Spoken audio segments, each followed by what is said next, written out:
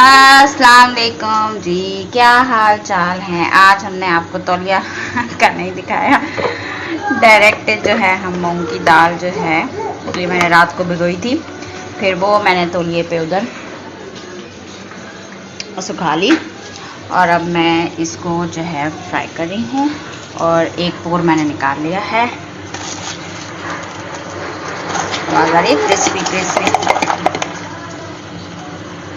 Crunchy crunchy, crispy crispy. तो आज हमने बना ली है मूंग की दाल।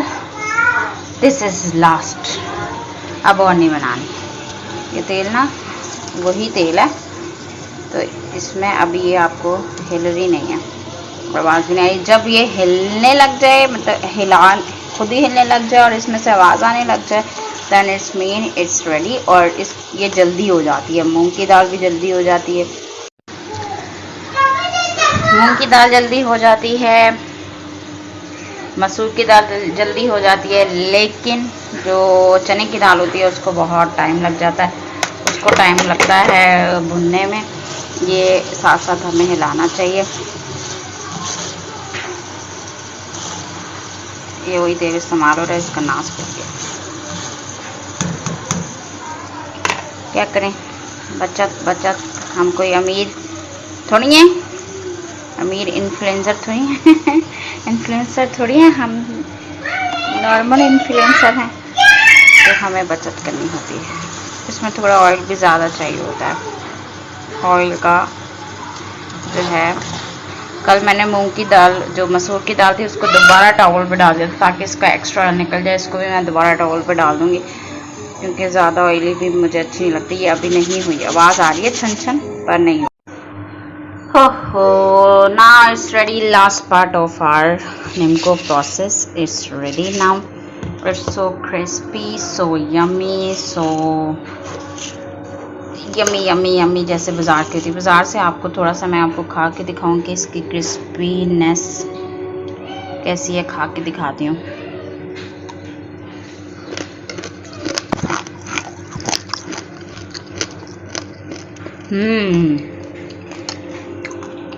तो हमें इसमें सिर्फ नमक डाला, नो चाट मसाला, नो लाल मिर्च, जस्ट नमक, और ये रेडी है और आप इसको खा सकते हैं। एक और टिप देनी थी, एक तो इसमें आपने गीला चम्मच नहीं डालना, इसके अंदर नहीं खाना। दूसरा, जब ये फ्राई होती है फ़ौरन आपने इसके ऊपर नमक वगैरह जो लगाना होता है लगा दें। फ़ौरन आपने क्यों इसके ऊपर ऑयल, जब आप ऑयल से निकालते हैं तो फ़ौरन आपने इसके ऊपर जो है, आपने ये बना रहे हैं तो जस्ट आपने नमक लगाना है, फ़ौरन आपने लगाना होता है ताकि वो गीला गीला सा होता है ऑयल से, तो वो फ़ौरन पकड़ लेता है। अगर आप थोड़ी देर उसको रखेंगे कि नहीं ये ऑयल सारा निकल जाए इसका, हम इसको छलनी में रख देते हैं, देन फिर आप जो है उस पर नमक लगाएंगे, तो फिर जब आप वो छानेंगे ओब्वियसली वो उसके साथ नमक चिपकेगा ही नहीं और वो जो है उसमें जो जायका आना होगा वो आएगा ही नहीं, वो फीके फीके से रहेंगे। इसमें जस्ट मैंने नमक लगाया था। जो मेरी मसूर की दाल थी उसमें मैंने नमक, चाट मसाला और लाल मिर्च, सेम मैंने चने की दाल में भी ये लगाया था। जैसे मैंने ऑयल से मेरा इनके आखिरी पोर निकला, मैंने उसको ये चीज़ें लगा के थोड़ी देर के लिए उसको शेक किया और रख दिया।